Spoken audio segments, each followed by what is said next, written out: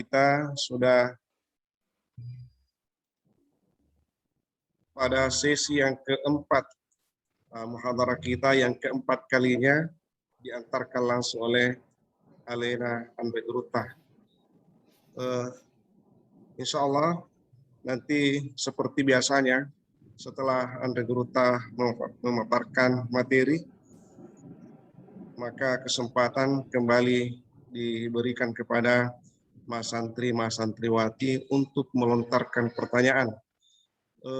Boleh saja pertanyaan itu terkait dengan muhadharah sebelumnya, ataukah muhadharah yang sebentar ini diantarkan oleh Anbegruta, dan mungkin bila ada hal yang menggelitik di pikiran kita yang terkait dengan masalah akidah yang selama ini kita belum menemukan jawaban yang pas, maka muhadharah seperti inilah saatnya untuk kita menyampaikan langsung ke Anbegruta. Semoga beliau bisa memberikan pencerahan kepada kita semua sehingga ada pegangan yang akurat, yang mu'tamad, yang bisa kita jadikan panduan di dalam memahami akidah Ahlussunnah wal Jamaah versi Darud Dakwah wal Irsyad.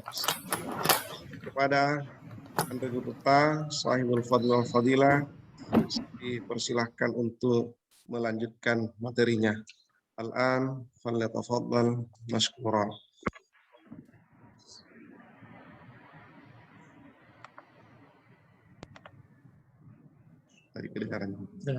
Bismillahirrahmanirrahim.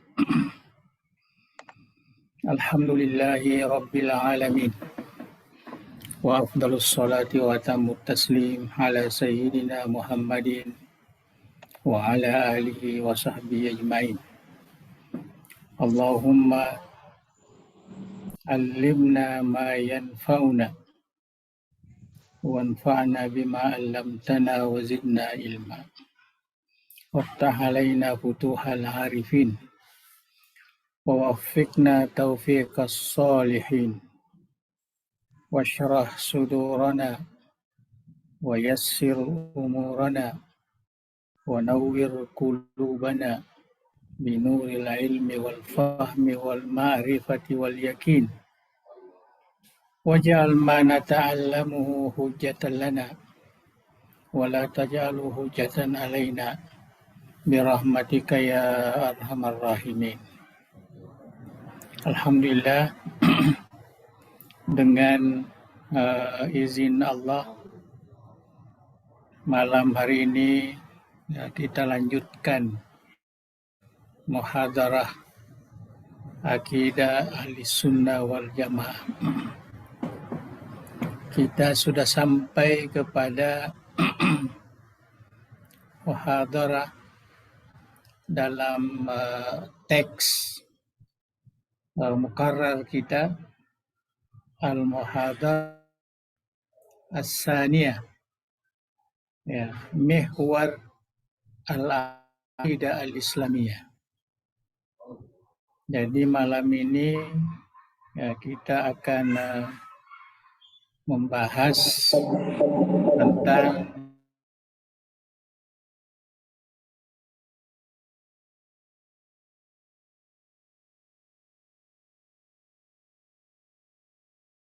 akidah Islam, dan mungkin kita akan teruskan manhajul Quran fi bina'il aqidah, pendekatan Al-Quran di dalam membina akidah Islam. Jadi dua judul itu yang masuk di dalam muhadharah ini. InsyaAllah kita akan lihat sedikit sebagai tambahan ya, dari kuliah kita. Dikatakan bahwa mihwar al-aqidah al-islamiyah yatarakkaz fi salasi niqat. Jadi uh,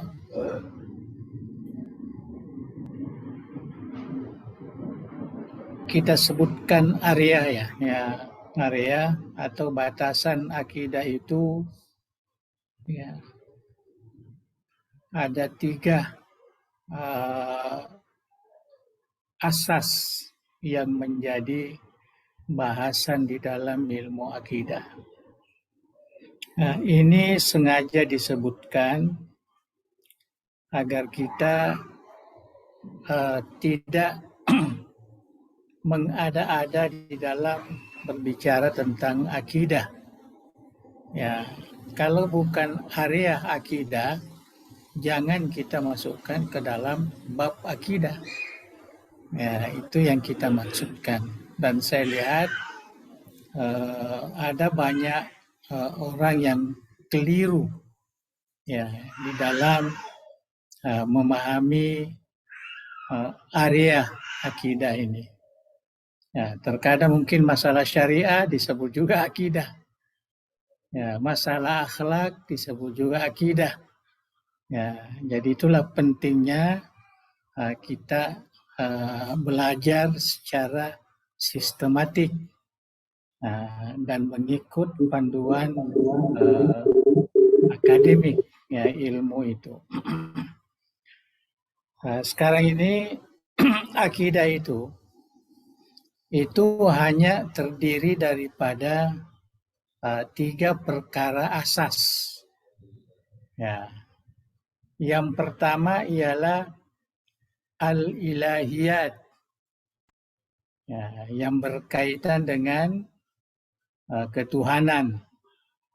Ya. Yang kedua wan-nubuwat, yang terkait dengan kenabian. Ya. Was-samayat, dan yang ketiga yang terkait dengan samayat. Ya. Jadi itu yang menjadi pokoknya, ya, 3 pokok besar. Ya, ilahiyat, ya, nubuat, samayat. Tentu di cabang-cabang pokok ini banyak, ya, banyak sekali.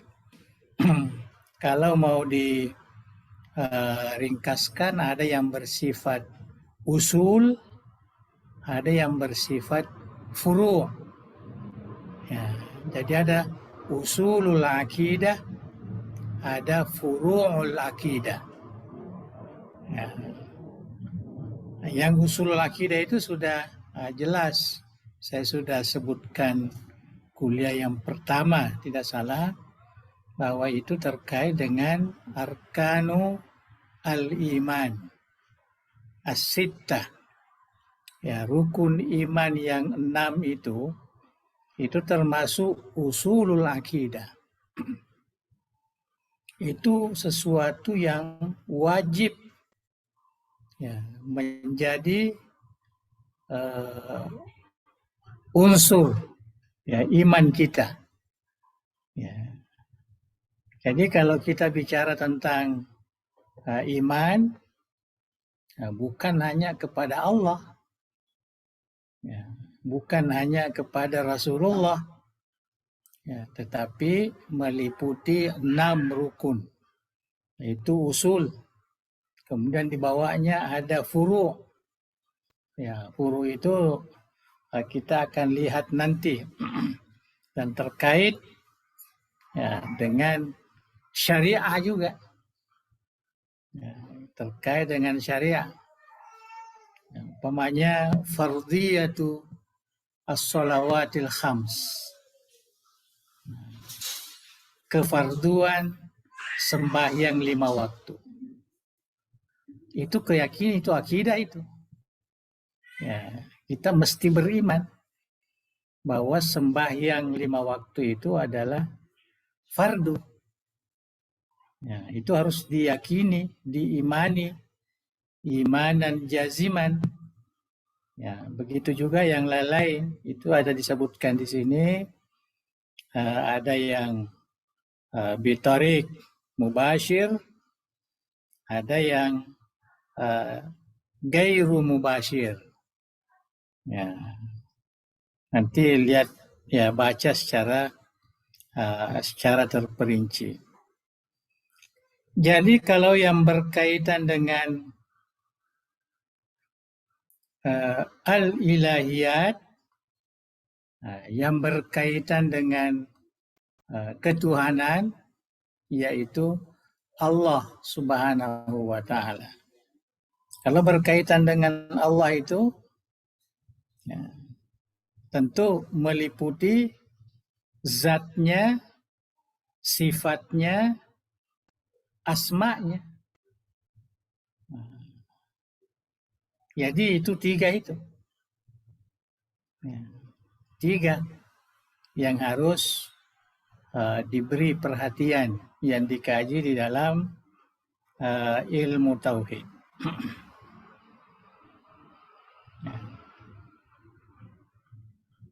Kita tidak sebutkan secara terperinci karena nanti ada bahasannya ya, tentang ilahiyat ini.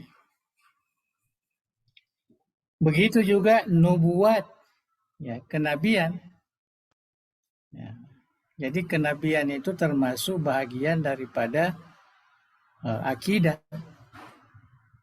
Jadi dari Nabi Adam alaihissalam kemudian ditutup dengan Nabi kita Muhammad sallallahu alaihi wasallam. Ya. Tentu dalam kajian-kajian ini ada furu' di situ.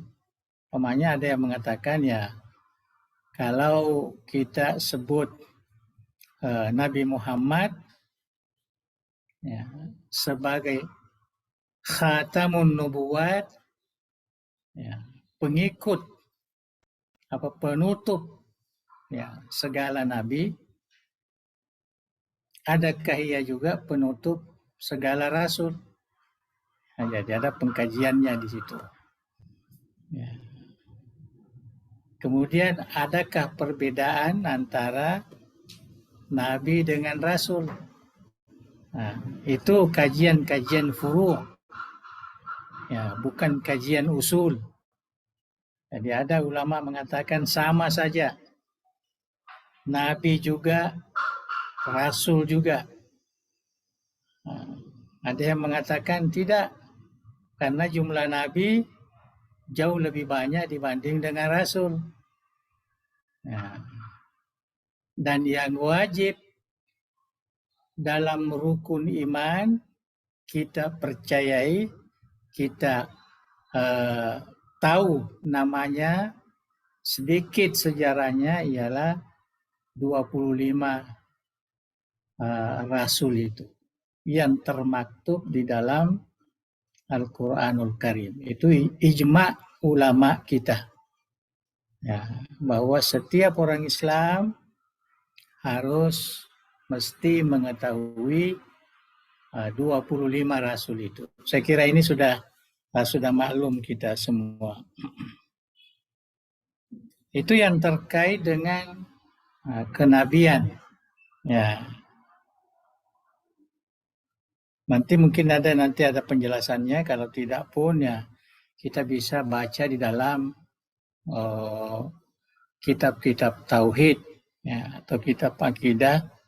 Ya, yang jelas kita ada 3 pokok bahasan yang mesti ada di dalam akidah Islam.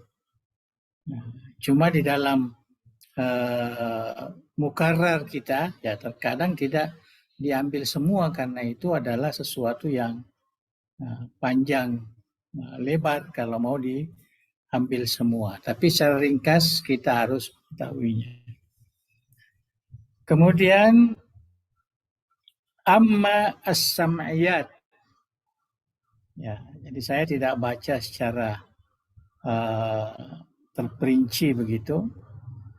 Adapun yang dimaksud dengan sam'iyat, fayu'na biha al-umurul ghaibiyah. Jadi dimaksudkan di situ adalah perkara-perkara gaib allati hiya fawqa mudrakatil aqli. Ya, artinya yang di luar daripada kemampuan akal. Artinya akal tidak bisa memikirkan perkara itu. Ya, disebutlah di sini contohnya. Ihya'ul mauta fi kuburihim wal haud wal mizan, yang terkait dengan yaumul akhirah. Ya. Jadi yang terkait dengan yaumul akhirah itu adalah termasuk gaibiyat. Ya. Termasuk juga malaikat. Nah, itu perkara gaibiyat. Ya, kita tidak melihat malaikat itu. Kita hanya meyakini melalui Rasulullah atau melalui Al-Quran, ya, tentang malaikat itu. Jadi tentang jin, setan, apa segala, itu tidak termasuk usul. Itu hanya termasuk furu'. Ya. Tidak termasuk min arkani al-iman. Ya. Jadi kita tidak boleh mengatakan barang siapa yang tidak percaya setan, maka dia kufur. Nah, enggak. Karena dia tidak termasuk usul. Tapi kalau barang siapa yang tidak mempercayai, tidak beriman kepada malaikat, dia keluar daripada keimanan. Artinya dia kufur lah. Tidak beriman. Nah, jadi itu yang harus kita pahami ya, tentang mihwar ini. Artinya area ilmu akidah ini supaya kita nampak. Ya, kita nampak. Ya, itu kasihan terkadang kita dengar masyarakat umum kan, hanya persoalan awal Ramadan, ini akidah. Ya, kita mesti berpegang teguh. Ya, mengikut ru'yakah atau mengikut hisab apa segala. Ini katanya akidah. Jadi antara keimanan dan kekufuran, padahal ini adalah area istihadi, ya, fikih, tidak terkait dengan akidah. Banyak lagi contoh-contoh yang terjadi di masyarakat umum kita. Inilah bagi kita yang belajar ini harus tahu betul, clear betul, jelas, nampak. Jadi boleh memahamkan ya, kepada masyarakat. Ya. Itu banyak perkara-perkara yang terkadang bukan areanya akidah, kita katakan akidah. Itu sebabnya kalau ini yang umum tentang orang yang meninggalkan sembahyang 5 waktu. Dia hanya berpegang teguh kepada hadis. Man taraka sholata muta'ammidan faqad kafara jihara. Itu jelas kan dalam itu. Jadi barang siapa yang meninggalkan sudah kufur itu. Ya. Nah, tapi hadis ini tidak menggambarkan area akidah. Tidak. Itu hanya merupakan inzar, peringatan. Ya, peringatan. Jadi kalau orang meninggalkan sembahyang 5 waktu dan dia meyakini bahwa dia tinggalkan itu karena memang dia tidak percaya bahwa itu adalah kewajiban, itu baru dia keluar. Nah, tapi kalau dia tinggalkan hanya karena dia malas, saya yakin sembahyang itu fardu. Ya biasalah. Ya. Jadi mungkin bolehlah dianggap ini orang ya, munafik lah, orang apa. Tapi jangan menganggap bahwa dia terkeluar karena dia yakin. Nah, dia beriman kefarduan sembahyang itu. Ya. Jadi area itu yang menentukan itu tadi. Area. Ya. Jadi tidak boleh kita menggunakan nas terus. Ya, langsung mencap, enggak. Nah, itulah tujuannya ilmu itu. Ya. Itulah tujuannya ilmu. Jadi kalau orang tidak paham ilmu tauhid, ilmu akidah, itulah gampang sekali mengkafirkan orang, mensyirikkan orang, ya, dan lain-lain macam-macam kan, ya, yang biasa terjadi. Tapi bagi kita yang betul-betul memahami area akidah itu, maka kita tidak sembarangan ya, melemparkan kata-kata yang tidak sesuai. Nah, itu apa namanya tujuannya saya masukkan sebagai bagian dari mukarrar kita tentang mihwar al-aqidah al-islamiyah itu. Ya, supaya kita orang yang beriman ini, ya, umat Rasulullah ini paham betul. Karena kita adalah orang berilmu, ya, menuntut ilmu pengetahuan. Nah, jadi itu yang apa namanya yang perlu dipahami bahwa area atau mihwar ya, dalam akidah Islam itu ya 3 tadi itu. Ya, tidak. Cuma ya 3 itu ringkas. Jangan juga terlalu ringkaskan. Itu kan tidak terkait dengan ketuhanan. Itu kan tidak terkait dengan kenabian. Ya. Padahal mungkin ada kaitannya dengan furu' al-aqidah. Ya, jadi kita harus tahu juga. Ya, jadi kita harus tahu ya secara luas apa yang terkandung di dalam ilahiyat, apa yang terkandung di dalam nubuat, apa yang terkandung di dalam sam'iyat. Ya. Kalau yang usul tadi itu sudah jelas. Kalau yang terkait dengan apa namanya Allah, punya sifat-sifatnya, ya, asma'nya, ya. Kemudian yang kedua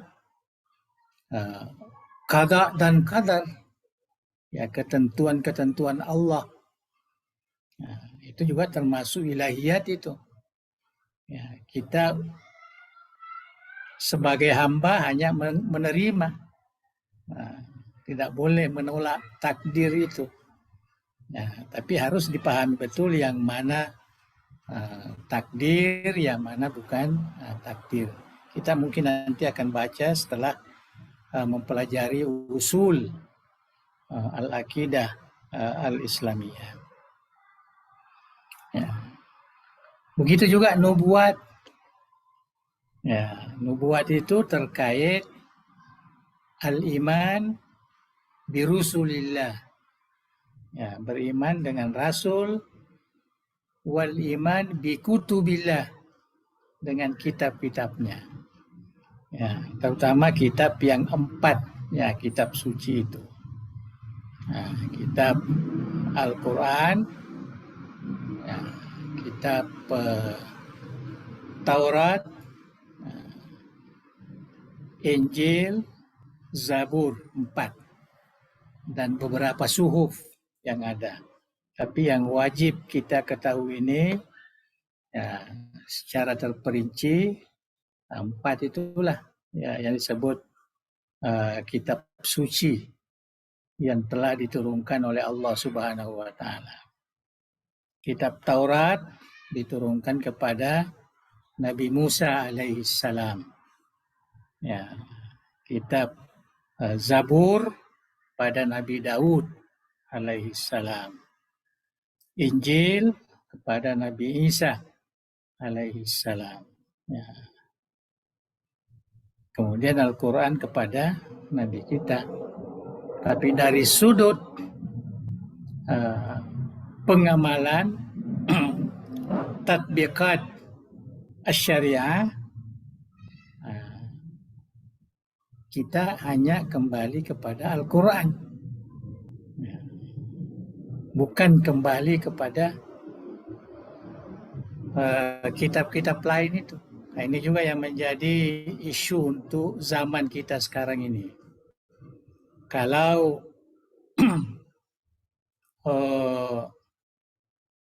belajar sejarah, terutama sejarah yang ada dalam Al-Quran, dia mau ambil juga dari kitab-kitab lain. Ya. Karena merasa ini semua kitab suci. Tapi bagi kita umat Islam, yang original itu, yang betul-betul asli itu, hanyalah Al-Quran untuk sekarang ini. Sedangkan kitab-kitab suci yang lain itu,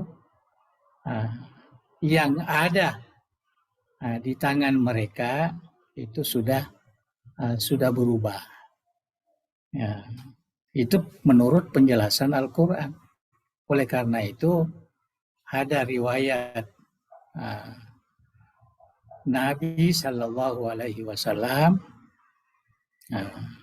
apabila disebutkan berasal dari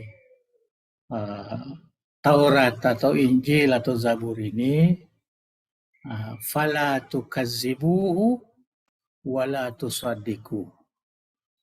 Ya, jangan kita dustakan, itu bohong itu dari Taurat. Anda percaya, tidak boleh juga. Jangan benarkan. Artinya biarkan saja begitu, tidak usah dipercaya karena bukan kewajiban kita untuk mengamalkan apa yang ada di dalam kitab itu. Yang wajib hanya beriman, ya, percaya bahwa Allah pernah menurunkan kitab namanya Taurat kepada Nabi Musa, Injil kepada Nabi Isa, Zabur kepada Nabi Daud. Tetapi yang wakil, yang realitasnya, itu tidak ada lagi.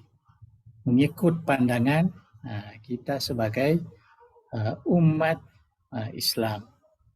Yang original, yang tidak pernah ada perubahan, ialah satu-satunya Al-Quranul Karim. Itu keyakinan kita itu. Ya. Jadi kalau meleset dari situ ya, mungkin itulah yang disebutkan orang liberal umpamanya. Orang apa, dia mau rujuk semua kitab-kitab itu.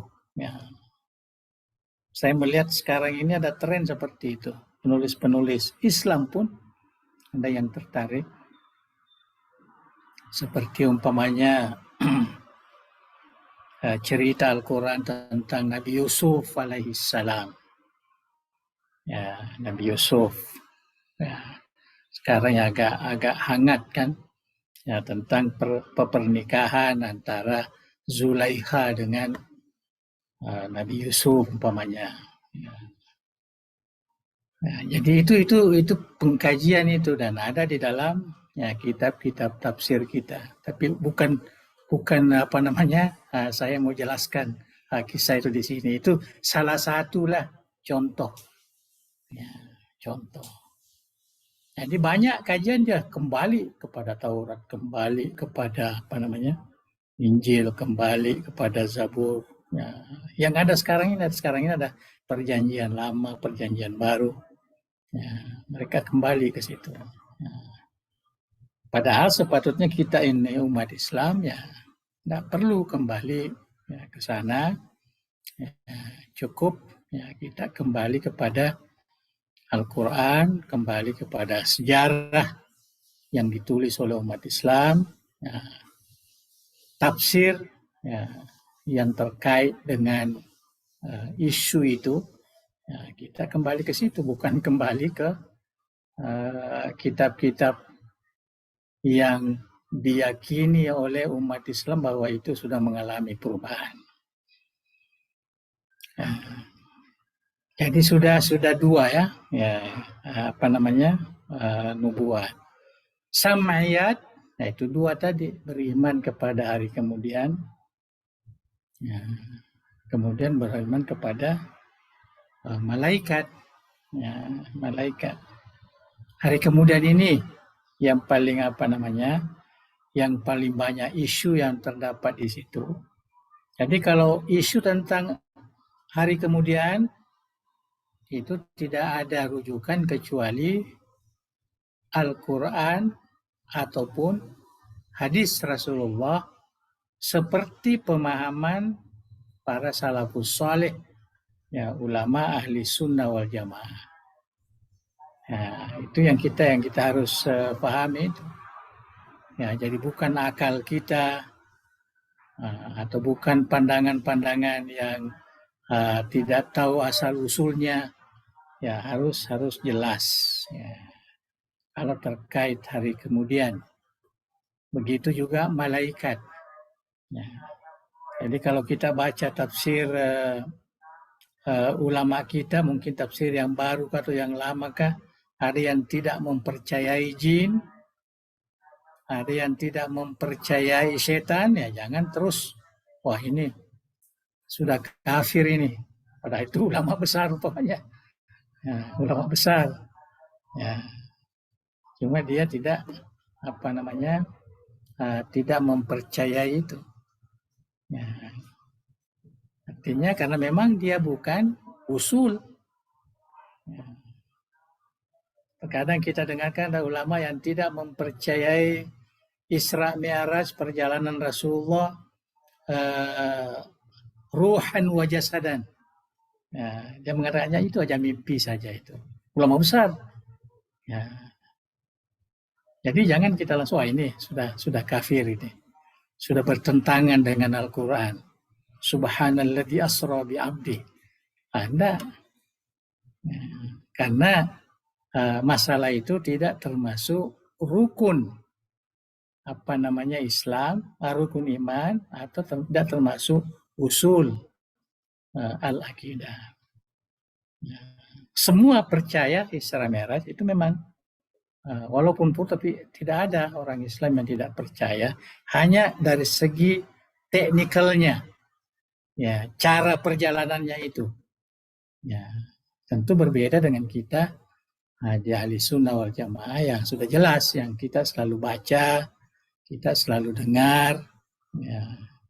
Guru Tambo Dale sendiri punya buku tentang Isra Mi'raj ini, An-Nibras Al-Wahhaj, ya, khusus untuk Isra Mi'raj, hikmah-hikmahnya dan sebagainya. Jadi itu yang biasa, tapi kita mesti tahu juga dari segi kedudukan di dalam ilmu akidah itu.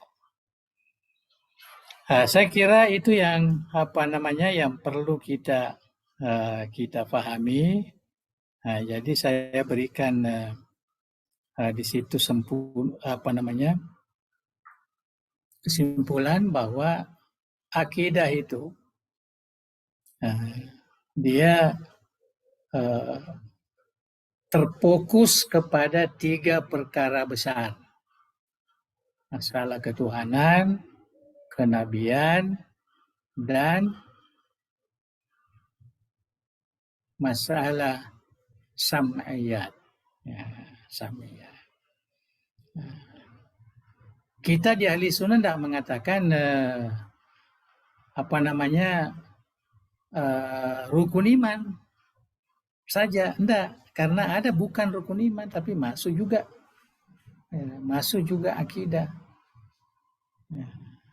Seperti yang saya katakan, ada usul, ada furu'. Jadi ulama ahli sunnah lebih mudah mengatakan bahwa mehwar akidah itu ada 3 ini. Dia tidak langsung kepada usul akidah itu yang 5 itu, yang 6 itu, enggak. Ya, walaupun ada juga sebagian ulama, termasuk saya di dalam kajian ini, ya langsung kepada 5 itu, karena ini kan untuk basic, untuk asas, ya, untuk asas kepada anak-anak kita, ya, para mahasantri kita supaya ada basic yang bisa dijadikan sebagai keyakinan. Itu yang penting. Ya, jadi yang saya jadikan sebagai muqarrar ini dia lebih kepada perkara yang basic, yang betul-betul mesti diyakini. Ya, mesti diyakini. Ya. Kemudian perbedaan-perbedaan itu di luar itu ya mungkin masuk dalam furu al-aqidah. Ya, itu wajar itu. Ya, itu wajar dan tidak perlu kita terlalu memberi fokus perhatian ke situ.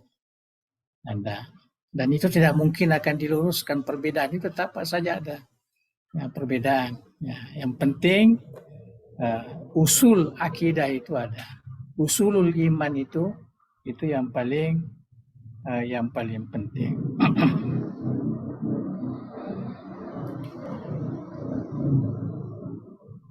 Jadi saya kira itu yang terkait dengan mihwar ya mihwar. Ya, mudah-mudahan anak-anak kita dari mahasantri dapat nanti merujuk kembali muqarrarnya. Nah, tapi ringkasannya itulah ya, boleh dipahami. Kita masuk kepada judul berikutnya, Manhajul Quran. Ya. Pendekatan Al-Quran dalam membina akidah, dalam mengukuhkan akidah. Nah, jadi saya sengaja memasukkan ini, walaupun tidak banyak buku-buku akidah ahli sunnah itu yang memasukkan, tapi saya anggap ini penting, ya, karena kita tahu bahwa akidah sebenarnya itu yang paling asas sekali dasarnya adalah Al-Quranul Karim. Ya. Kemudian mungkin dijelaskan di dalam hadis-hadis Rasulullah Sallallahu Alaihi Wasallam. Kemudian disempurnakan oleh para salafus saleh, kita sebut ijma, ya, yang disepakati dari sudut pemahaman mereka. Ya. Jadi Al-Quran itu sebagai kunci dasar ya yang terkait dengan pendekatan atau metodologi. Ya, kita sebut metodologi pembinaan, pengukuhan akidah Islam itu. Saya katakan bahwa yakum bina'ul aqidah fil Quran ala asas minal hurriyati wal haq. Ya. Jadi asas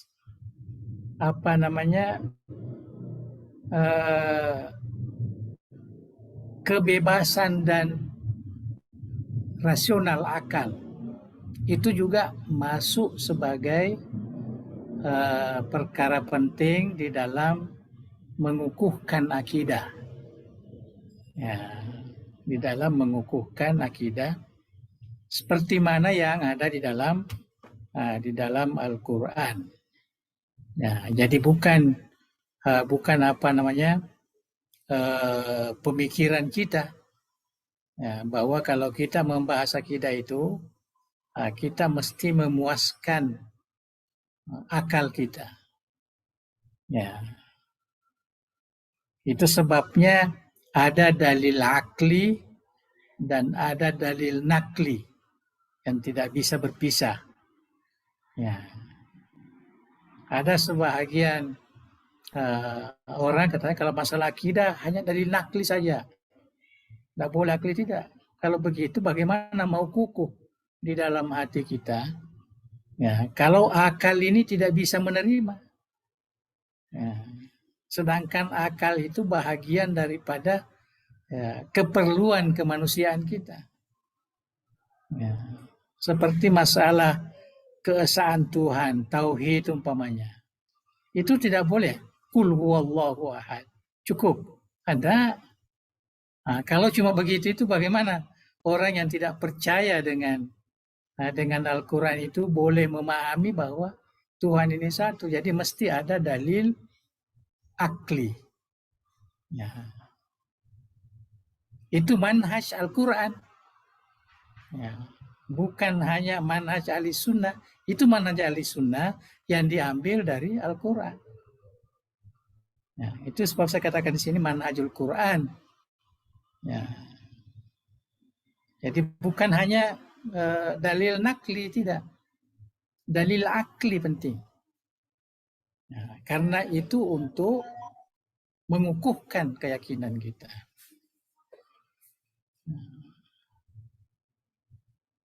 Dalam Al-Quran semua afillahi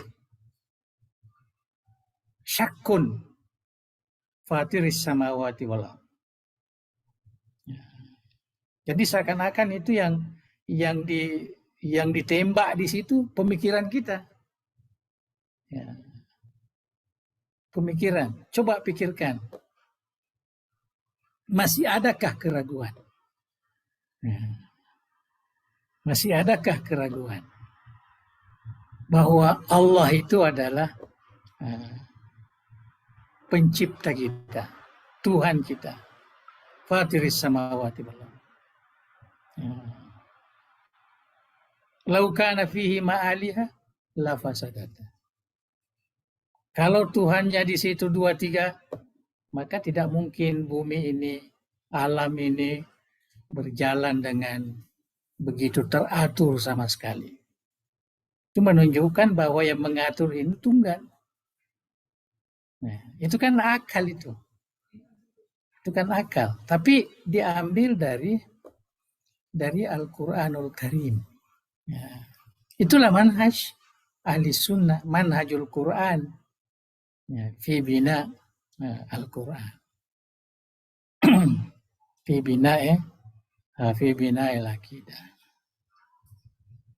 Ya, termasuk yang umum yang kita belajar umpamanya sifat-sifat Tuhan.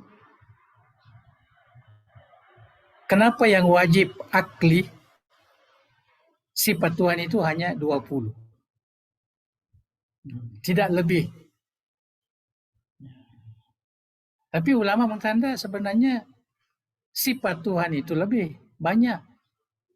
Nah, tetapi yang dapat diterima akal kita, artinya akal itu hanya mampu sampai ke situ, hanya 20 yang wajib itu.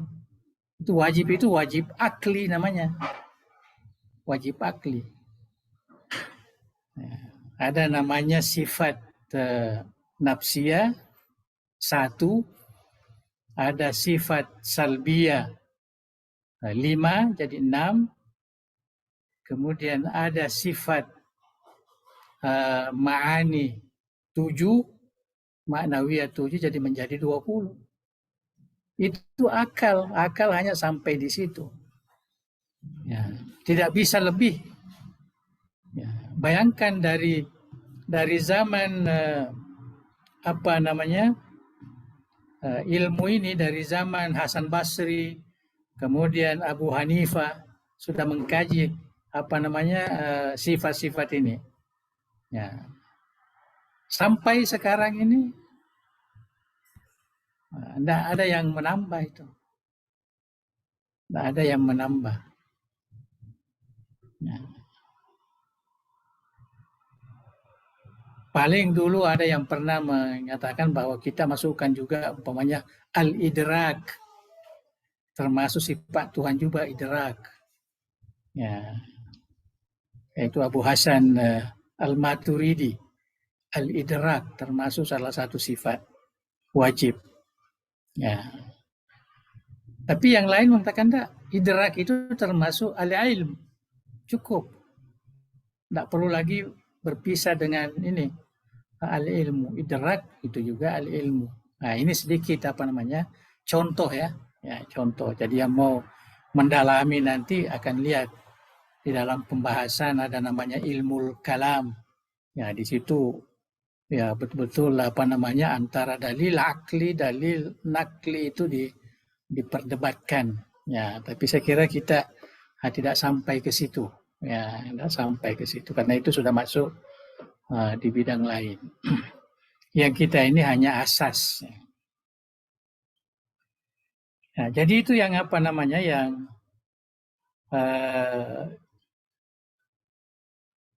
disebut bahwa Al-Quran itu ya, manhajnya atau dikatakan mengajak kita di dalam mengukuhkan akidah ini mesti menggunakan akal itu.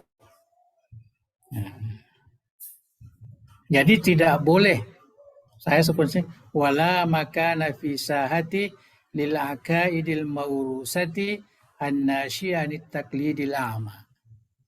Jadi kalau taklid itu mengikut, ya, situ bedanya dengan apa namanya dengan syariah, fikih, ya mazhab, ya masih ada muqallidin. Walaupun muqallidin itu diharuskan juga harus belajar dalil dari imam-imam mereka. Nah, tapi dalam akidah tidak. Dalam akidah tidak boleh kita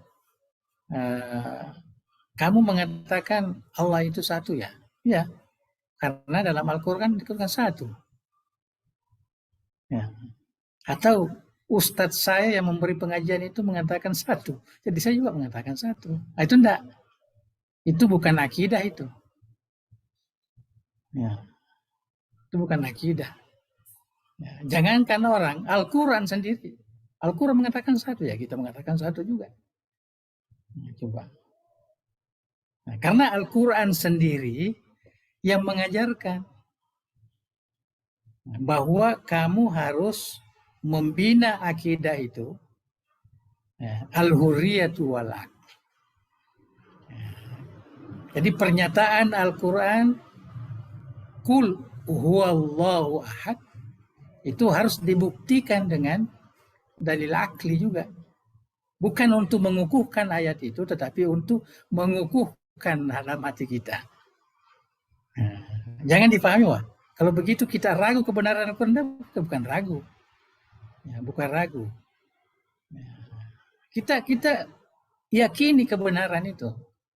Ya, tetapi kita mau memuaskan diri kita. Nah, itu sebabnya di dalam ilmu akidah ini agak lain dibanding dengan ilmu-ilmu syariah atau ilmu akhlak atau ilmu ini. Karena tidak terkait dengan apa namanya pernyataan di dalam Al-Quran ini. Nah, di sini banyak ya apa namanya contoh-contoh mungkin nanti akan dibahas dalam Al-Quran. Iqra fiddin, qad tabayyana ar-rusydu minal ghayyi. Nah, itu kalau dibahas dari segi tafsir pemahamannya itu akan kembali kepada apa yang dikatakan Al-Quran tadi, al-hurriyatu wal aql. Afa anta tukrihun nasa hatta yakunu mu'minin. Ya, jadi ini semua ya mungkin dari segi zahirnya mudah kita paham, tapi dari segi kajian ilmu akidah itu jelas akan mendalam. Nah, artinya tidak boleh kita paksa orang harus taklid saja, harus tidak. Akal pemikiran mereka harus kita puaskan. Ya. Belum lagi kalau kita bicara soal dakwah, ya, bagaimana memahamkan orang yang bukan Islam, ya, tentang ketuhanan ini, ketuhanan Islam. Ya, tentu tidak mau memerlukan nas Al-Quran ataupun hadis. Ya, mereka memerlukan, nah itu, tapi itu hanya sampingan saja. Yang penting ini tadi, ya, kita sendiri umat Islam, ya, kalau hanya langsung saja meyakini ya, dengan apa yang dikatakan Al-Quran itu, otak kita akan selalu mencari. Betulkah ini? Ya. Jadi untuk menundukkan akal itu, maka datangkan dalil dia juga. Ya. Itu yang bukan kita yang paham itu, Al-Quran yang mengajarkan kita seperti itu. Ya. Saya kira boleh dipaham ya. Ya. Ya, terkadang orang tidak boleh ini kan, Anda bisa memahaminya. Ya. Apalagi kalau kita sudah terbiasa dengan yang mudah saja. Ada dalam Al-Quran begini, oh itu. Ada dalam Al-Quran begini, ya itu. Dalam hadis begini, ya itu. Anda kalau terkait dengan masalah-masalah akidah ini, maka kita harus melalui metode Al-Quran itu yang saya katakan tadi.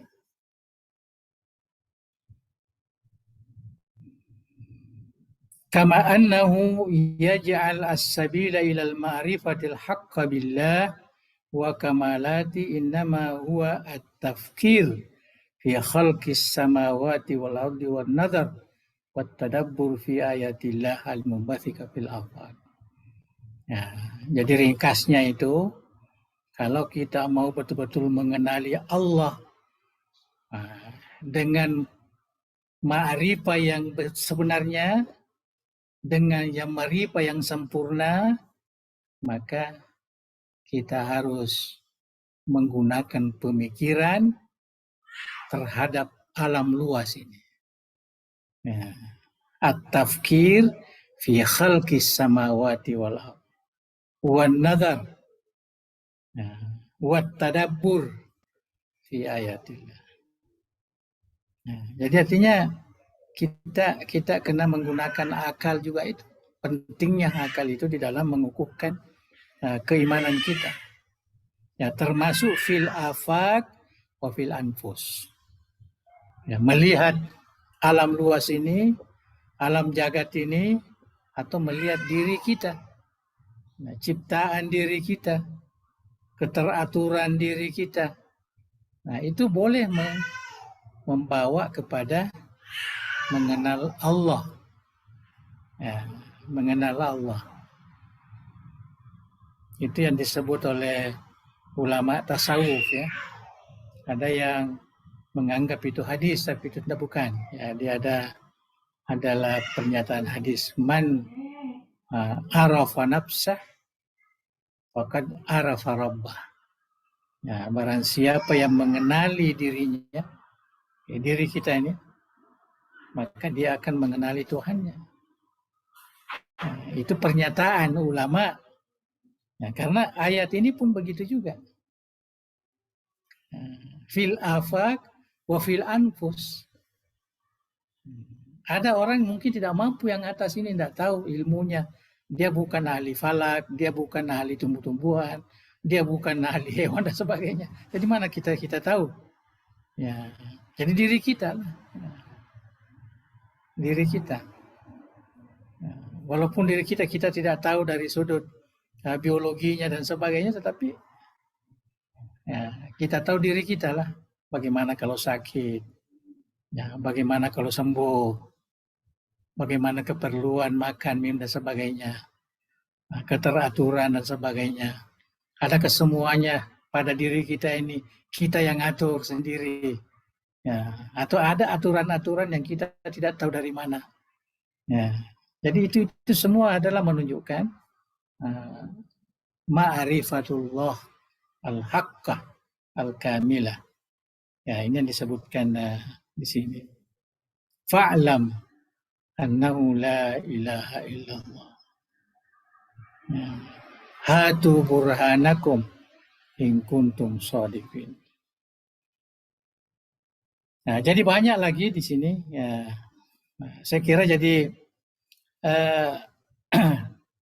manhaj, jadi kesimpulannya di sini, manhajul Quran fi bina'il aqidah yakumu 'alal aqli wal burhan. Nah, jadi bahwa Al-Quran itu dari segi metodologi pembinaan akidah itu harus berdasarkan akal dan hujah yang kuat. Ya, akal dan hujah yang kuat. Bukan sekedar pemberitaan di dalam Al-Quran. Ya, seperti yang mudah kita biasa dengarkan. Ya, Al-Quran kata begitu, itulah kita ini.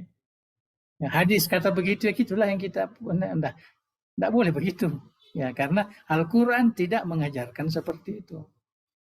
Al-Quran mengajarkan harus beri kesempatan kepada akal untuk berpikir, beri hujah yang kukuh, ya, barulah kita dapatkan ma'rifah, ya, mengenali Allah, ya, untuk kita jadikan sebagai sesembahan.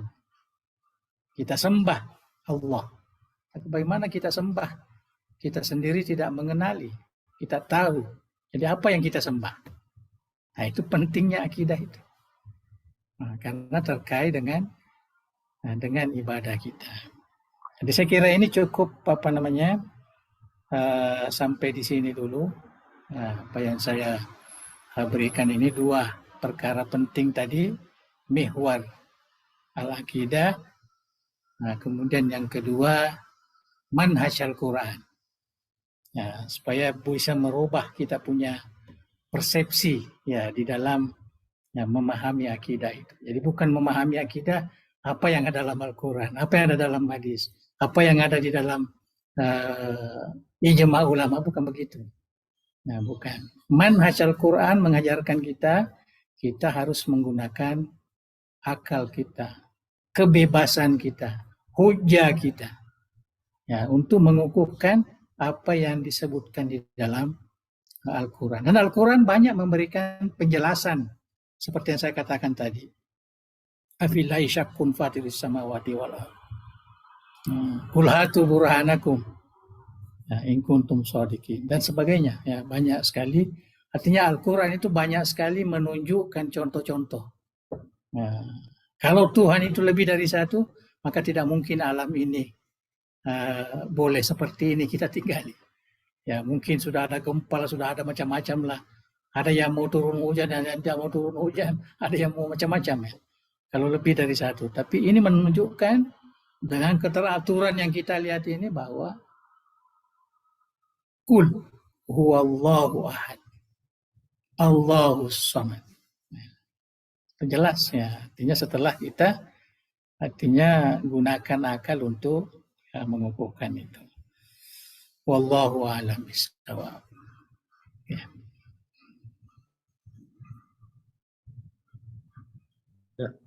Silakan. Alhamdulillah kita sudah menyimak dengan baik tadi materi yang diantarkan oleh Andre Guruta. Sangat menarik ini tentang manhaj Al-Quran fi bina'il aqidah. Trik pendekatan Al-Quran atau metodologi Al-Quran di dalam membina akidah, mengantarkan kita untuk mengenal Sang Pencipta. Ini ada banyak pertanyaan ini Guruta. Semoga nanti bisa ya, kami kita jawab yang dapat lah. Karena betul-betul kami ini semua sangat haus dengan kajian-kajian seperti ini dan alhamdulillah kami sangat merasakan ini Andre Guruta, pikiran kami sudah mulai terarah untuk memahami seperti apa sesungguhnya arah berpikir Ahlus Sunnah wal Jamaah itu, memahami Sang Pencipta dan memahami dasar-dasar keimanan yang semestinya itu yang menjadi panduan kita, jangan sampai salah arah. Saya juga punya banyak catatan pertanyaan ini, tapi kita lebih mendahulukan anak-anak santriwati kita dari Ma'had Ali. Untuk sesi pertama, saya persilakan dulu dari Banin. Mbak, siapa yang mau menyampaikan? Oh, Minal Banin, oke. Abdul Halim. Langsung cepat. Fadhal. Bismillahirrahmanirrahim. Assalamualaikum warahmatullahi wabarakatuh. Waalaikumsalam. Assalamualaikum ya Syekhna. Kita baca tadi dalam bacaan ini bahwa manhaj Al-Quran dalam membina akidah itu berdasarkan akal dan hujah yang kuat. Pertanyaan saya, sampai di mana batasan akal dalam memahami atau berakidah menurut Al-Asy'ariyah dibandingkan dengan mazhab yang lain? Kemudian yang kedua, kita sebagai kelompok yang bermanhaj Ahlus Sunnah wal Jamaah, ketika diperhadapkan dengan pertanyaan Aina Allah, di mana Allah, bagaimana kita melihat atau menjawab pertanyaan seperti ini? kadang-kadang dikutip dalil-dalil dari Al-Quran maupun hadis. Bagaimana firman Allah Ar-Rahman Kemudian dalam riwayat hadis juga dikatakan irhamu man fil ardi man fis sama.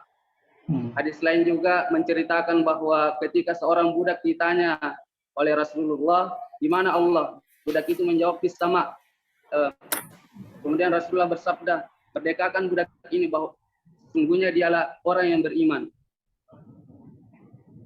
Bahkan kadang kita diperhadapkan dengan logika.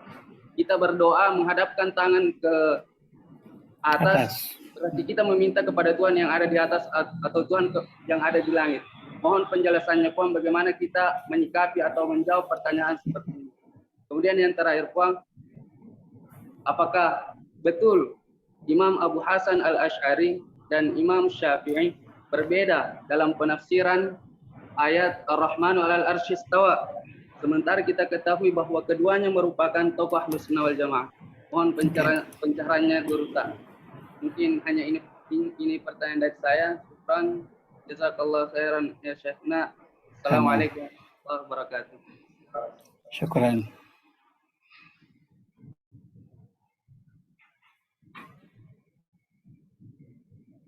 Oke.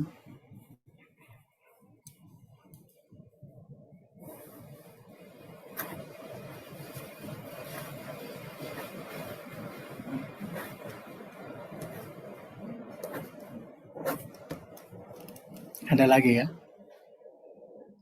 Tuh. Assalamualaikum warahmatullahi wabarakatuh. Oke.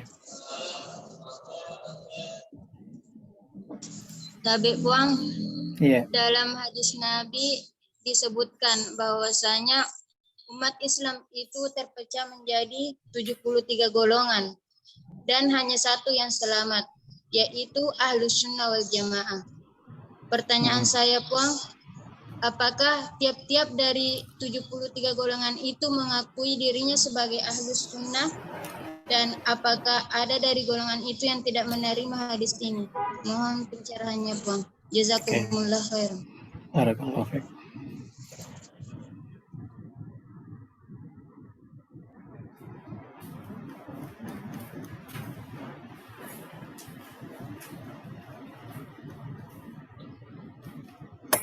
Suaranya Adil, tak nampak. Suaranya.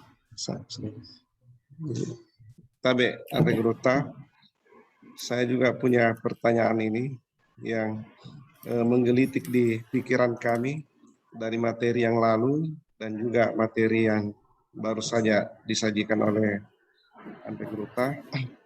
Yang pertama, Tabe Puang, itu mazhab akidahnya imam mazhab. Oleh karena kalau kita kritik pendekatan sejarah itu Imam Abu Hanifah sudah lahir pada tahun 80 Hijriah. Imam Malik sudah lahir pada tahun 93 Hijriah. Imam Syafi'i 150 Hijriah. Imam Ahmad bin Hanbal 164 Hijriah. Sementara Imam Abu Hasan Al-Asy'ari nanti tahun 260 Hijriah di Basrah. Nah, disitulah baru dikenal akidah Ahlus Sunnah wal Jamaah. Baru lumrah akidah Ahlus Sunnah wal Jamaah Al-Asy'ariyah itu dipublish. Sekarang kira-kira Guru Ta akidahnya atau mazhab akidahnya imam yang empat ini kemana berkiblat itu Pak? Gitu. Jadi ini Imam Abu Hanifah, Imam Malik, Imam Asy-Syafi'i, Imam Ahmad bin Hanbal, ya kira-kira seperti apa Ahlus Sunnah yang mereka pahami itu? Ya, apakah sinkron dengan Ahlus Sunnah yang dipopulerkan oleh Al-Asy'ariyah atau ada warna lain? Ya, itu. Terus yang kedua, kami juga perlu tahu kira-kira ini Abu Hasan Al-Asy'ari mazhab fikihnya apa itu Pak? Apakah salah satu dari 4 imam mazhab ini ataukah tersendiri juga mazhab fikihnya beliau? Oke. Ya. Kemudian berikutnya, sering kami mendengarkan penjelasan seperti ini, Puang. kami sendiri perlu konfirmasi ke Andre Gruta apakah ini betul bisa dijustifikasi atau perlu diverifikasi. Terkadang ada orang Islam yang tidak sholat, tapi dia Islam, terus diposisikan kemana ini? Maka timbullah istilah begini, Puan. Ada kafir akidah, ada kafir syariat, ada kafir akhlak. Katanya akidahnya muslim, tapi karena meninggalkan salat, ya kafir syariatnya. Atau mungkin akidahnya bagus, syariatnya bagus, tapi bejat moralnya, kafir akhlaknya. Jadi ada dikotomi kekafiran dalam 3 aspek ini. Karena agama ini secara global itu terbagi 3, akidah, syariat, dan akhlak. Salah satunya diingkari, disitulah indikator kekafirannya. Kira-kira apakah pemahaman seperti ini tidak berbahaya, Gruta? Ataukah pemahaman seperti ini memang itulah yang pantas? Terus yang ketiga, begini, Puan. Tadi Andre Gruta itu menyebutkan bahwa Taurat, Zabur, Injil, ketiga kitab suci ini ya tidak lagi orisinil, semua sudah ditahrif, aslinya sudah tidak lagi dijumpai. Yang orisinil itu hanya Al-Quran. Kira-kira menurut pandangan Andre Gruta, karena ini kajian menarik, apakah boleh ditahkik ketiga kitab ini untuk untuk ditemukan keasliannya kembali? Karena pasti banyak informasi berharga di situ. Ya, dengan cara menjadikan Al-Quran itu sebagai standar. Semua isi kitab Taurat, semua isi kitab Zabur, semua isinya kitab Injil yang relevan dengan Al-Quran, maka kita pastikan itulah yang asli. Semua yang bertentangan dengan Al-Quran itulah yang ditahrif. Sehingga kemurniannya 3 kitab suci ini bisa diselamatkan kembali. Kira-kira apakah ada kemungkinannya seperti itu? Regrutan, mohon penjelasan. Terus yang terakhir, tapi Puang, ada hal yang juga menggelitik ini sejak lama. Kebetulan Regruta tadi singgung. Itu Al-Asy'ariyah. Al-Asy'ariyah itu menjadikan sifat 20 ini adalah sifat yang itulah sifat yang paten. Artinya sifat Allah yang diyakini oleh Al-Asy'ariyah itu tidak kurang lagi 20 dan ada kemungkinannya lebih, tapi lebihnya itu tetap saja bisa dikembalikan ke salah satu yang 20 ini. Lalu ketika kita melihat Asmaul Husna dan jumlahnya 99, semua nama Allah yang 99 ini menggambarkan sifatnya. Ar-Rahman, Ar-Rahim, semua itu sifat. Kira-kira Andre Gruta, apakah tidak lebih tepat kalau itu saja Al-Asma'ul Husna yang diyakini sebagai sifat Allah? Ya, karena ini yang sifat 20 ini rakitan ulama. Sementara Al-Asma'ul Husna itu informasi Al-Quran. Ya, kira-kira di mana ini, Pak? Oke. Banyak sekali sudah ini. Banyak sekali, tidak bisa dijawab semua ini. Oh. Ya, tidak bisa kalau banyak. Bisa satu lagi, Pak. Apalagi itu? Apalagi? Ya, karena ini 2 pekan lagi baru berjumpa dengan Gruta ini. Satu lagi, Pak, ini. Ini, ya, begini, Pak. Itu Abu Hasan Al-Asy'ari. Ada 2 kitabnya yang populer kita tahu. Yang pertama itu Al-Luma'. Yang kedua itulah Al-Ibana fi Usulid Diyanah. Di dalam 2 kitabnya ini, Puan, pemikirannya beliau itu tidak persis sama. Ya, tidak persis sama pemahamannya beliau yang dituangkan di dalam kitab Al-Ibana fi Usulid Diyanah dengan Al-Luma'. Yang kami tanyakan ke Andre Gruta ini, kira-kira yang mana beliau lebih dulu karang itu? Apakah Al-Luma' dulu atau Al-Ibana dulu? Ya, lalu yang beliau patenkan itu yang mana? Kemudian apakah dengan pemikiran yang baru itu menasah pemikirannya lama? Tapi Gruta, ya. Oke. Ada sebenarnya Pong, tapi lain kali kita masih jumpa lagi akan datang. Ya, Gruta. Ya. Oke ya. Nah, jadi saya akan jawab karena terlalu banyak. Saya jawab ringkas saja lah, ya, tidak usah terlalu panjang.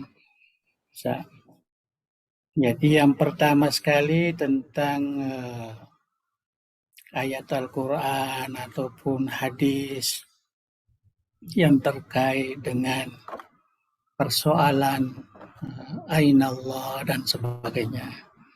Saya sebenarnya tidak terlalu tertarik ya menjawab ya persoalan seperti ini, karena itu hanya mau memberikan perbedaan ya, perbedaan antara satu golongan dengan golongan lain. Satu golongan mengatakan kita tidak perlu pertanyakan itu, apalagi kalau kita kaitkan dengan hadis. Hadis itu kan banyak sekali nasnya, ya, bukan seperti yang disebutkan tadi hanya satu itu, banyak sekali. Bukan hanya menunjukkan di atas itu Tuhan, bukan. Justru ada juga menunjukkan dia sebagai rasul, ya kan? Jadi tidak boleh kita percaya, apalagi hadis itu hadis ahad. Tidak bisa menjadi asas kepada akidah kalau mengikut ya, ajaran ahli sunnah wal jamaah. Nah, itu. Jadi saya kira saya tidak perlu terlalu menjawab terlalu panjang. Banyak buku yang sudah mengkaji tentang itu.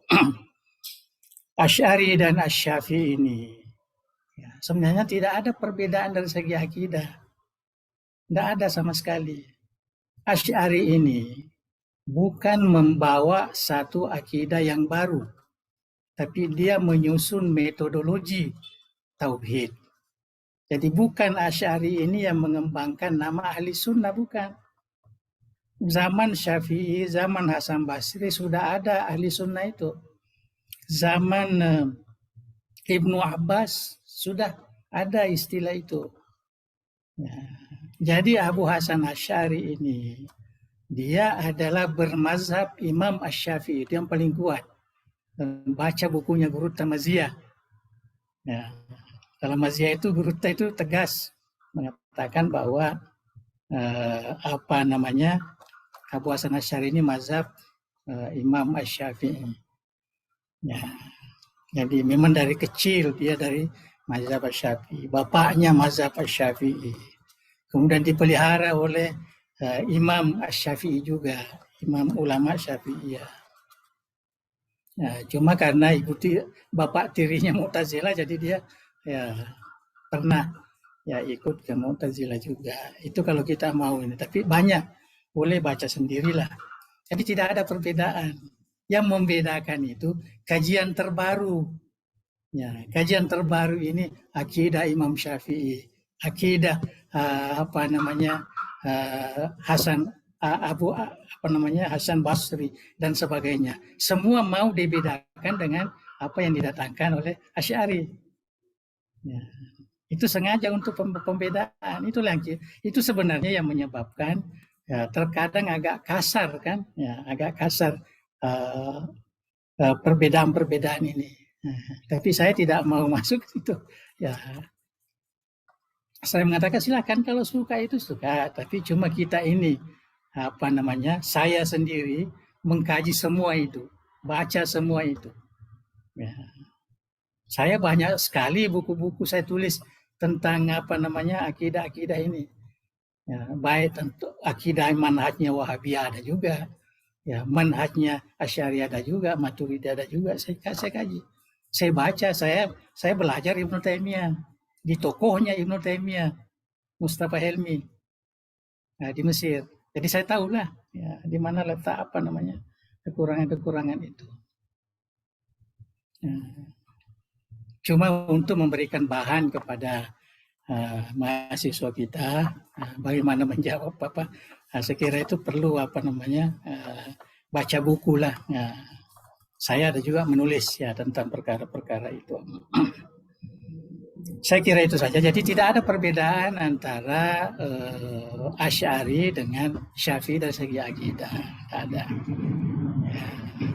Cuma di zaman Hasan Basri, zaman ulama mujtahidin, para fuqaha dan para sufia dan sebagainya yang duluan daripada Asy'ari ini belum ada satu kaidah rumusan ilmu akidah atau ilmu tauhid, belum ada. Nanti Abu Hasan Asy'ari baru buat ilmu akidah, ilmu tauhid. Bersamaan 3 ulama yang membuat, Al-Maturidi dan Abu Ja'far At-Tahawi di Mesir. Tapi Abu Ja'far At-Tahawi ini karena dia mazhab Hanafi, maka dia digabungkan dengan Al-Maturidi. Sedangkan Asy'ari ini karena dia mazhab Syafi'i, tapi didukung oleh mazhab Maliki dan sebagian besar ulama Hambali. Ulama Hambali. Jadi kalau ada yang menyatakan ragu adakah dia mazhab pindah dan mazhab, itu buktinya bahwa dia tidak percaya dengan akidahnya, dengan manhaj akidahnya itu. Dia mencari perbedaan. Tapi jelas dia adalah mazhab Imam Syafi'i dari segi sejarah. Dari segi sejarah. Saya kira itu yang pertama tentang golongan. Hadisul Firak namanya ya. Hadisul Firak ini sudah umum, disebutkan 73 golongan. Sebenarnya tidak ada hadis yang mengatakan bahwa 70 golongan itu yang selamat hanya ahli sunnah, tidak ada. Itu hanya penafsiran muhaddisin. Penafsiran mengatakan ahli sunnah. Burhan Bodari dia kutip hadis itu, menyatakan ahli sunnah wal jamaah. Tapi kalau kita kaji secara mendalam tidak ada, yang ada itu ma ana alaihi wa ashabi. Pegangan agama yang dikukuhkan, dipegang oleh Nabi dan para sahabatnya. Itulah yang diterjemah sama dengan ahli sunnah wal jamaah. Ada juga hadis mengatakan al jamaah. Tapi sekali lagi ini kan bukan akidah ini. Ini hadis ahad. Hadis ahad tidak dapat memberikan dukungan walaupun hanya membantu saja. Itu dalam mazhab ahli sunnah wal jamaah. Mazhab ahli sunnah. Itulah sebabnya kita juga tidak berapa ini dengan kawan-kawan yang mungkin menyatakan dirinya tidak terlalu suka dengan mazhab Asy'ari dan sebagainya, tapi mereka lebih banyak menggunakan hadis di dalam mengukuhkan akidah. Tidak banyak, lebih banyak menggunakan itu. Termasuk hadis Aina Allah, hadis yang lain. Jadi di situ perbedaan. Jadi hadis ini 75 golongan ini bukan hadis akidah. Hanya suatu gambaran bahwa umat Islam itu akan berpecah sebagaimana umat Yahudi dahulu, sebagaimana umat Nasrani dahulu. Jadi umat Islam itu juga akan berpecah. Cuma tentu la tazalu ta'ifatun min ummati zahirin alal haq, itu hadis sahih itu. Boleh jadikan dasar pengukur bahwa mesti ada umatnya yang tetap berpegang teguh kepada kebenaran. Mudah-mudahan kita lah yang ahli sunnah ini kan. Dan tidak ada yang yang mengaku ahli sunnah ini, tidak ada. Kecuali belakangan ini setelah muncul jamaah-jamaah, ada yang mengaku, enggak. Syiah tidak pernah mengaku, Ibadiyah tidak pernah. Sekarang ini yang 73 ini tinggal berapa yang ada sekarang ini? Kalau kita mau lihat, enggak ada. Jadi 73 itu ya ada sampai ke situ. Saya kira itu yang terkait dengan hadis 73 golongan. Jadi 73 golongan itu saya anggap ya itu hadis dakwah. Hadis dakwah, bukan hadis akidah. Jadi kita harus pahami bahwa umat Islam itu memang adalah perbedaan-perbedaan. Dan saya termasuk orang yang tidak suka munculkan perbedaan-perbedaan itu. Ya, saya selalu memunculkan, ini yang saya gunakan, ini yang saya pakai, ini yang apa namanya. Ya. Sebab kalau kita mau perdebatkan itu tidak akan selesai. Tidak akan selesai. Dan masing-masing kita peganglah apa yang kita rasa lebih sesuai. Apalagi kalau kita di DDI, kita yakin bahwa jalan yang telah dicontohkan oleh Guru itu mungkin itu yang lebih sesuai ya bagi kita, dan memang diwasiatkan untuk warga DDI. Ya, jadi secara umum ya di DDI sampai sekarang masih itulah yang umum. Ya, tidak ada perubahan kan, walaupun ada oknum-oknum tertentu yang sudah berubah itu tidak ada masalah. Kemudian pindah ke Ustadz tadi yang bertanya, banyak juga ya masalah ini, mazhab fikih ya, dengan Asy'ari juga ya, Asy'ari juga. Seperti yang saya katakan tadi, tidak ada perbedaan sebenarnya, walaupun dia belakang datang, tapi dialah yang mengkodifikasikan merumuskan secara teratur yang namanya ilmu tauhid, yang menentukan bahwa ilmu tauhid itu ya pertama ilahiyat, yang kedua nubuat, yang ketiga ini. Jadi dialah yang merumuskan teori-teori itu. Sebelumnya tidak ada. Imam Abu Hanifah juga ada namanya Fiqhul Akbar. Ya, itu tauhid. Ada wasaya juga tauhid. Tapi yang disebut hanya sifat-sifat. Ya, tidak juga ditentukan hanya 20 aja, berapa sifat saja. Ya. Sama dengan Imam Ghazali, dia tidak sebut 20 apa saja. Yang menentukan 20 itu dan 13 itu ya hanya imam terakhir ini, Imam Imam As-Sanusi. Ya, untuk memudahkan pelajar-pelajar, mahasiswa-mahasiswa untuk menghafalnya. Ya, untuk menghafalnya sebenarnya. Karena kalau tidak ada begitu, maka tidak ada standar pemahaman masyarakat. Nah, jadi itu yang terkait itu. Jadi ulama-ulama terdahulu tidak ada bedanya. Itu sebabnya setelah Imam Abu Hasan Asy'ari, artinya beristihad tentang ilmu tauhid ini didukung semua oleh mazhab 4 didukung. Ya, didukung. Jadi semua 4 mazhab itu mendukung. Ya tentulah ada sebahagian yang tidak. Tapi yang jelas umumnya, ya umumnya mazhab itu semua masuk ke situ. Jadi kalau kita lihat tabakat Al-Asy'ariyah itu, kita lihat semua mazhab ada di situ. Ya, semua mazhab ada di situ. Dan kita perlu tahu bahwa memang tidak mungkin bahwa 100% tidak begitu. Ada juga yang menolak, ada yang tapi mayoritas. Ya, yang paling utama boleh dikatakan mazhab Maliki, boleh dikatakan semua, walaupun Abu Hasan Asy'ari bukan Maliki. Ya, tapi semua Asy'ariyah. Ya, Asy'ariyah. Imam Syafi'i juga begitu. Tapi Imam Syafi'i ada sebagian masuk Mu'tazilah. Ya, ada yang Mu'tazilah juga. Ya, kita harus paham kan. Kemudian Abu Hanifah tentu tidak ke kan dia masuk ke Al-Maturidi. Dan siapa namanya tadinya Tohawi. Dia ke situ karena 2 imam ini tidak jauh perbedaannya. Hanya manhaj itu hampir sama. Cuma sedikit ada seperti yang saya katakan tadi. Ya, Al-Maturidi ingin menambahkan lagi sifat idrak. Ya, tapi Abu Hasan Asy'ari mengatakan cukup dengan ilmu. Abu Hasan Asy'ari mengatakan 13. Ya, tidak perlu sifat ma'nawiyah.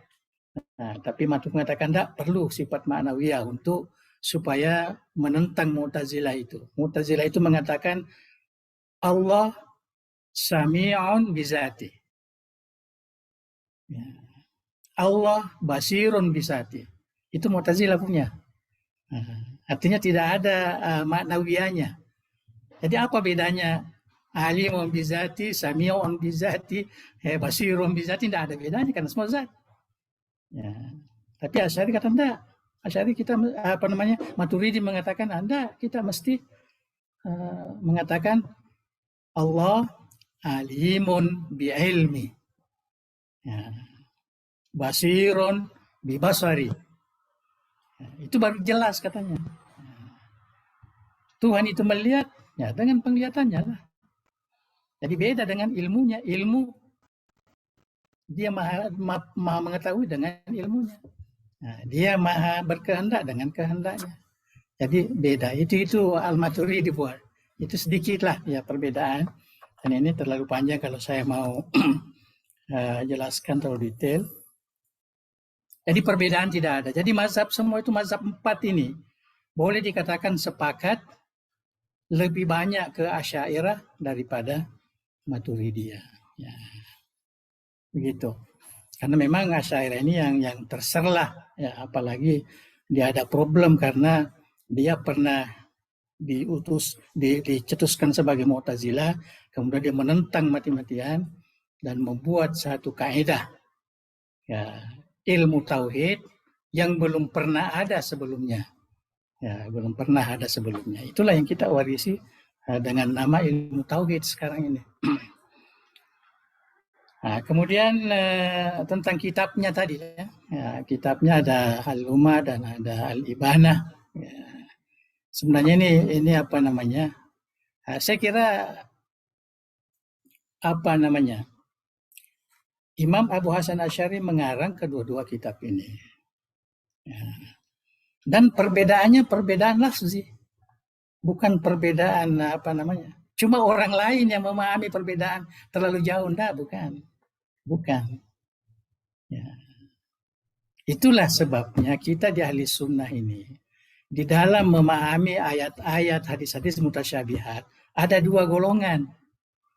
Ada salaf dan ada khalaf. Nah, dua-duanya ini didukung oleh Abu Hasan Asy'ari. Nah, dari dua kitabnya itu. Nah, jadi dari Al-Ibanah itu jelas mendukung mazhab salaf. Ya. Tapi bukan mazhab salaf yang kita dengarkan sekarang, mazhab salaf yang terkait dengan ayat-ayat mutasyabihat. Khusus mutasyabihat, sifat-sifat Allah yang disebut di dalam Al-Qur'an yang ya sedikit apa namanya boleh mengelirukan. Ya, karena Allah bertempat, Allah sama dengan makhluknya dan sebagainya. Itu dikatakan mutasyabihat. Ya, sedangkan di Al-Lumah itu adalah kritikan kepada Mu'tazilah. Jadi dia lebih menggunakan banyak takwil, banyak akal. Jadi itu sebabnya kitabnya tidak seperti manhaj yang digunakan oleh kitab Ibanah. Jadi Ibanah itu hanya berita. Kalau kita baca sendiri tidak ada. Saya baca sendiri itu. Kitab 2 itu. Dan ada kajian saya itu, ada dalam tulisan saya. Apa pokok-pokok pikiran Abu Hasan Asy'ari di kitab Ibanah, apa pokok-pokok pikiran Asy'ari yang ada di apa namanya di Al-Lumah. Nah, itu ada saya buat itu. Tidak ada perbedaan. Ya, justru disitulah apa namanya keluasan ya, ilmu yang digunakan oleh Abu Hasan Asy'ari. Jadi tidak ada perbedaan. Ya.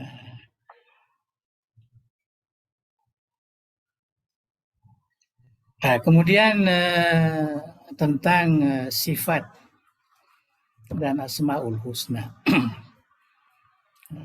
Sebenarnya ulama ahli sunnah yang menggunakan sifat wajib, sifat mustahil, sifat jaiz ini, itu adalah sifatuz zat. Sifat yang terkait dengan zat Allah. Karena zat Allah tidak boleh sampai akal ke sana, tidak boleh. Sedangkan tadi kita sudah baca manhajul Quran yang memerlukan akal. Kalau memerlukan akal hanya sampai kepada zat, kepada sifat saja. Nah, itu sebabnya sifatnya itu semua ada dalil akal, ada dalil nakal dalam Al-Quran. Dalil nakal. Ada Al-Quran semua. Sifat 20 yang wajib itu ada semua dalam Al-Quran. Semua. Tapi kalau Asmaul Husna ini bercampur. Ada memang khusus nama, ada memang sifat. Sifat zatnya itu yang 20 inilah ada di Asmaul Husna sebagian. Sedangkan sifatul af'al ada di sifat di Asmaul Husna. Jadi Asmaul Husna itu menggabungkan antara sifatul zat, sifatul af'al, asma, 3 itu dijadikan semua nama. Jadi tidak terperinci. Tidak terperinci. Akal menolak kalau kita mau jadikan itu bahwa Tuhan itu yang 99 itu. Ya. Sedangkan yang 20 ini adalah sifatu kamalin wa sifatu jamalin lizatil ilahiyah. Sifat kesempurnaan, sifat keindahan, sifat keagungan. Ya, sifatu jamalin, sifatu jalalin, sifatu kamalin. Ya, 3 ya. 3. Sifat sempurna, sifat keagungan, sifat keindahan Allah, zatnya. Ya, jadi kalau mau tahu zatnya Allah itu, pelajari 20 ini. Tidak ada jalan lain untuk mengenali zat Allah kecuali 20 ini. Kalau tidak melalui 20 ini, kita akan menghayal tentang zat Allah itu. Itulah penghayalan kita. Allah ketawa, Allah marah, Allah dicintai, Allah di langit, menghayal jadinya. Tidak ada pedoman. Tidak ada pedoman bagaimana sebenarnya Tuhan itu. Nah, semua kan orang berpikir begitu. Bagaimana sebenarnya Tuhan? Sedangkan Al-Quran, hadis mencegah kita untuk meneliti zatnya itu, tidak boleh. Tafakkaru fi khalqillah wa la tatafakkaru fi zati. Yang boleh kita cerna itu hanya sifatnya. Hanya makhluknya saja. Tidak boleh penciptanya. Penciptanya itu tidak mungkin. Itu mustahil. Itu sudah sepakat sama ulama. Tidak ada ulama yang mengatakan kita boleh melihat zatnya, kita boleh tidak begitu.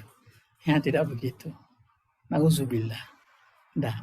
Zat Allah itu sudah di luar daripada kemampuan penghambaan kita. Kita hanya tahu kita hamba, maka itulah dia Tuhan kita. Ya. Dan yang lebih khusus lagi kajian tasawuf lah, itulah yang mengkaji tentang hubungan makhluk dengan hubungan Allah. Ya, saya kira itu secara ringkas ya. Jadi sebenarnya tidak ada perbedaan sebenarnya yang terlalu mencolok antara kafir dan bukan kafir. Tapi yang jelas manhaj kita di Ahli Sunnah, bagaimanapun dosa, kemaksiatan yang dilakukan oleh seseorang yang awalnya mengaku muslim, mengaku mukmin, kita berat lidah kita untuk mengucapkan kekafirannya, kemusyrikannya dan sebagainya, tidak. Ya. Itu adab kita. Ya, adab kita kepada sesama manusia. Kita tidak kecuali yang jelas. Ya, bukan Islam, bukan apa. Tetapi orang Islam tidak sembahyang kah, berzina kah, apakah segala. Itu enggak. Tidak boleh kita melepaskan kafir kepadanya. Tapi jangan sampai imannya itu masih kukuh lagi. Ya, bukan karena amalan-amalan itu kan. Ya, apalagi kalau kita kaitan dengan akidah, mungkin takdir, mungkin apa kan. Atau pengaruh setan, atau pengaruh nafsu dan sebagainya. Nah, itu pandangan kita. Ya, pandangan kita. Memang lembut pandangan kita. Bukan kasar melihat seperti orang lain. Melihat saja orang yang tidak sembahyang bukan main, marahnya bukan main. Ya. Kita marah kalau ada orang yang siapa yang sembahyang, maka dia adalah orang-orang durhaka. Sembahyang itu sesuatu yang tidak bagus. Nah, itu baru kita boleh marah. Ya, kenapa kamu begitu? Kenapa kamu begitu? Karena agama Islam. Ya, karena dia mencaci maki ajaran agama kita. Tapi kalau dia yang tinggalkan dia apa? Tapi dia Muslim itu hubungan dia lah dengan Tuhan. Ya, kita tidak boleh memberikan cap ya kepada orang yang memang sudah mengucapkan 2 kalimat syahadah. Kita hukumkanlah yang zahir itu. Yang zahir. Apalagi kalau cuma berita saja, si ini tidak sembahyang, si ini yang mencuri, si ini yang itu berita saja kan? Oh, tidak boleh. Itu jauh sekali ya kita boleh merasakan seperti itu. Jadi kasih sayang kepada manusia, kepada apa itu memang ada. Nah, dan saya kira itu juga adab yang dipegang oleh ulama kita, ya, ulama ahli sunnah, termasuk Imam Abu Hasan Asy'ari. Ada saya kumpulkan dia punya pernyataan-pernyataan itu yang diambil dari kitabnya Ikhtilaful Musallina, itu ada disebutkan di situ. Tidak bisa dia mengucapkan ya, kekafiran, kemusyrikan kepada orang yang pernah mengucapkan 2 kalimat syahadah. Walaupun perbuatan yang dilakukan itu betul-betul perbuatan yang membawa kepada kemunafikan, kepada apa sebagainya, tapi kita tidak. Kita serahkan kepada Allah. Ya. Beda dengan Khawarij. Ya, beda dengan Khawarij. Ya. Saya kira cukup itu sajalah mungkin ya. Ya. Ada lagi yang tadi yang tersisa itu, apa itu? Rasanya saya catat ini sudah ya cuma tidak mendalam lah, tidak detail ya, karena ya tidak ada waktu. Kemudian saya kira tidak penting juga sebenarnya, sudah banyak yang tertulis yang boleh kita baca. Ya, saya pun sekarang ini sedang mengumpul-ngumpul tulisan-tulisan dan mengedit semula apa segala. Sudah ada puluhan ya kitab, itu bisa nanti diwariskan ke Darud Da'wah wal Irsyad. Terutama perkara-perkara yang terkait dengan akidah, terkait dengan dakwah, terkait dengan saya tidak masuk, ada juga masuk kepada syariah, tari tasyri dan sebagainya. Tapi tidak terlalu banyak, lebih banyak kepada akidah, tasawuf. Kemudian fokus dakwah saya ini Asia Tenggara, ya bukan hanya Indonesia saja. Saya lebih fokus kepada Asia Tenggara. Jadi banyak buku saya itu judulnya Asia Tenggara, Nusantara, ya bukan Indonesia. Ya. Itu sudah menjadi komitmen saya dari awal dulu. Ya, saya melihat Islam itu sekurang-kurangnya ASEAN lah. Ya, jangan kita melihat hanya di kawasan kita saja. Ya, karena kita hanya satu awalnya kan. Ya. Saya kira itulah yang dapat saya sampaikan. Mudah-mudahan ada manfaatnya. Insya Allah kita akan teruskan kuliah kita. Mudah-mudahan terutama santri-santri kita ini, lama santri kita ini, ya, supaya betul-betul sekurang-kurangnya dibaca lah ya kitab itu, bukan untuk ujian, untuk apa bukan, tapi untuk difahami. Ya, mudah-mudahan bisa menjadi bahan dakwah ya untuk disampaikan ke masyarakat kita ya, supaya dipahami betul ya, tentang ahli sunnah ya, tentang akidah Islam yang sesuai dengan manhaj Al-Quran seperti yang saya katakan tadi. Wallahu a'lam bishawab. Terima kasih banyak kepada cukup banyak pencerahan yang kita dapatkan malam ini, dan kami sampaikan kepada kita sesungguhnya bahwa Ma'had Ali di Mangkoso ini Puan itu takhasus al-fiqh wa usul. Ya, bagus. Spesifik lagi qadaya mu'asirah. Qadaya fiqhiyah mu'asirah. Jadi alhamdulillah kami sangat bersyukur ini karena rekruta yang langsung sendiri membawakan materi akidah Ahlus Sunnah wal Jamaah versi DDI. Dan memang termasuk materi ini sedikit minim muatannya di Ma'had Ali ini, Puan, karena takhasusnya itu tadi. Menurut regulasi Kementerian Agama, Ma'had Ali itu hanya satu takhasusnya itu, Puan, tidak boleh ganda. Kalau pikir-pikir saja. Ya bagus. Yeah. Data itu kan takhasus itu bukan bermakna hanya itu yang diajarkan. Iya, Ya semua asas-asas Islam harus ada. Ya. Jadi Dan kita pun kan mohon maaf bagus itu. Kalau banyak nanti pertanyaan itu, Pon. Karena kan enggak apa-apa. Itu kan saya juga mengetahui isu. Kalau banyak pertanyaan mananya ada isu yang wujud di masyarakat kita. Kami gunakan kesempatan muhadharah ini, Pak, untuk menimba ilmu yang sebanyak-banyaknya dari yang Tegruta. Mudah-mudahan lah ya, mudah-mudahan. Itu semua dari Allah sehat-sehat. Amin. Kita semua insyaallah bisa belajar sebanyak-banyaknya dari ilmu akidah dan Tegruta. Demikian insyaallah 2 pekan ke depan jamaah virtual kita akan berjumpa kembali dengan kita pada sesi antara Ahlus Sunnah wal Jamaah versi DDI yang kelima. Untuk berkahnya majelis kita malam ini kembali diminta kesediaannya Tegruta untuk membacakan kita semua doa Dariyah dan diharapkan untuk mentakminkannya. Bismillahirrahmanirrahim. Alhamdulillahirabbil alamin. Hamdan yuwafi ni'amahu wa kafi mazidah. Ya Rabbana lakal hamdu kama yanbaghi li jalalil karim wa 'azimi sultanik. Allahumma shalli wa sallim ala sayyidina Muhammadin wa ala alihi wa sahbihi ajma'in. La ilaha illallahul azimul halim. La ilaha illallah rabbul arsyil azim. La ilaha illallah rabbus samawati wal ardi rabbul arsyil karim. Ya Hayyu ya Qayyum bi rahmatika nastaghits. La ilaha illa anta subhanaka inna kunna minaz zalimin.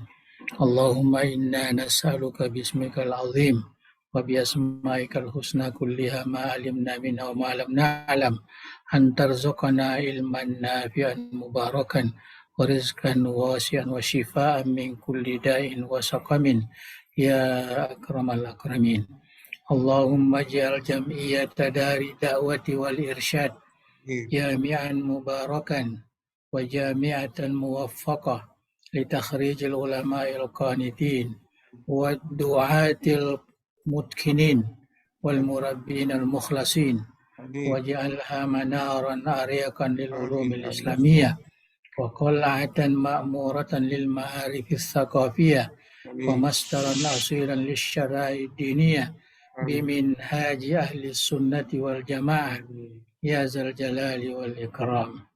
اللهم سدد وأيد دولة إندونيسيا كدولة مباركة في التقدم والأمن والسلام وسائر بلاد المسلمين.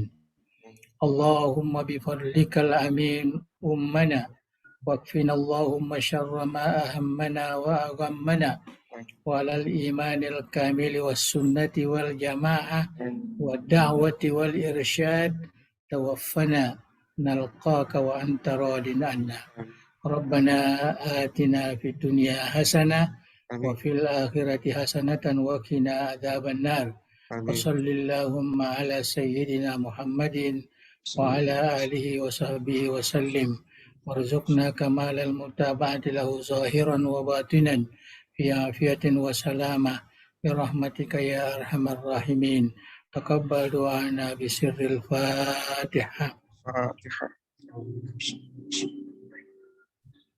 إياك نعبد وإياك نستعين صراط الذين أنعمت